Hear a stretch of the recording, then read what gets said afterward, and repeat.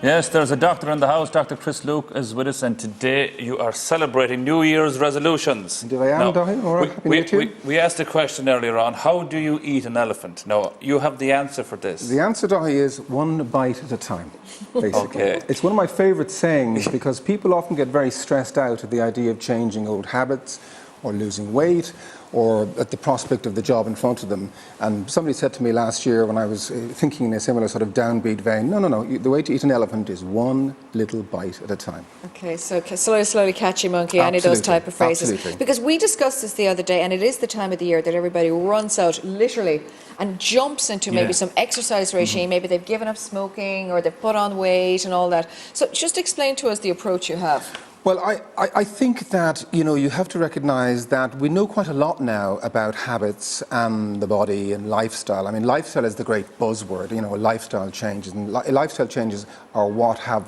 the health service on its knees, to be absolutely honest. So lifestyle is what it's all about.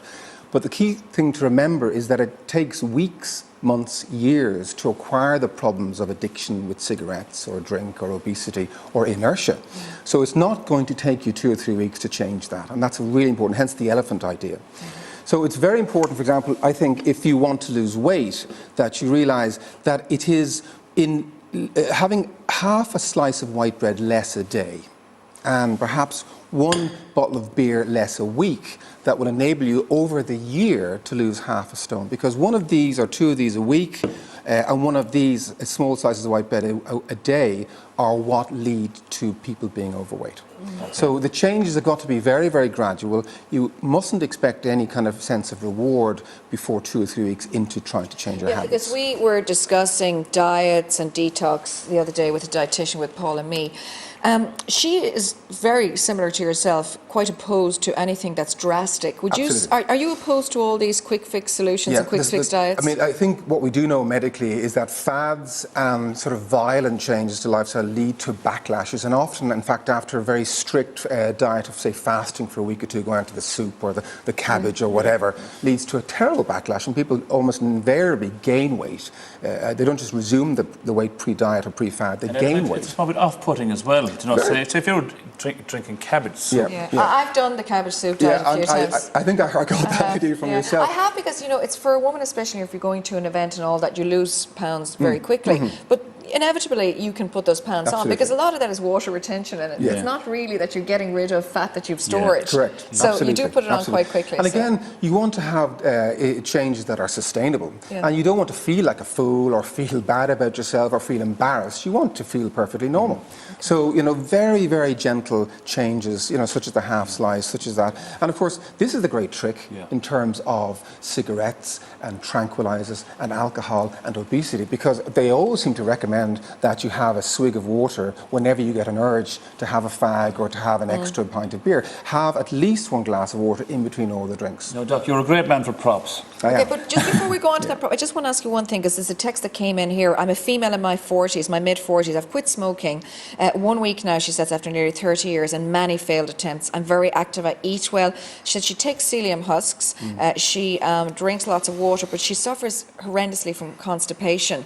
And, that's put her off giving up smoking, different things in the past. It's very important to realise that the body becomes adapted to all the nicotine in the blood stream, after smoking for so many years, as well as the tobacco particles and so forth in the lungs. So, in fact, the bowel can adapt to the levels of nicotine. The bowel is very sensitive to agents like nicotine. So it may well be several months before she loses the reaction to withdrawing that nicotine.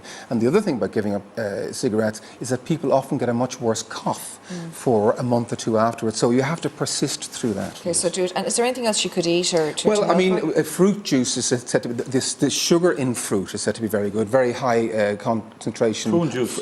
Prune juice is the obvious one, but anything with a lot of fibre, a lot of sugar. So concentrated orange juice is very, very good. Lots of brown sugar in your cereals, porridge, and of course the old-fashioned things like prune juice and so forth. Now, Daithí loves the props. Back to our props, Doc. What have you got for us today?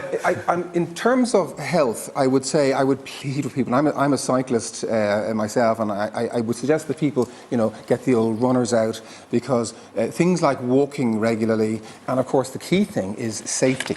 And I see people every night during the winter as I go home from work, driving or walking or running or whatever myself, and they're completely invisible in the dark.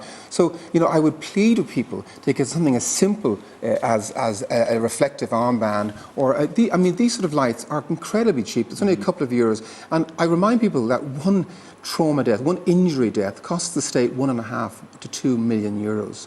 Never mind the misery and the anguish and all the rest of it. So just for the sake of a couple of euros, and of course this is another thing, and the amount of people I've seen whose lives have been saved by helmets over the years, and the opposite. And remember, it's the bit above the ear which is the very delicate part of the bone, so that's why we wear these thick helmets. And even if they get crushed and you do sustain some damage, they do minimise. And we know that people without helmets are 3 times more likely to die in bicycle crashes. All right, Chris, so as Chris is saying there, just take it slowly if you are getting into exercise, which you say is great and good for you, but don't expect results immediately, and do be safe.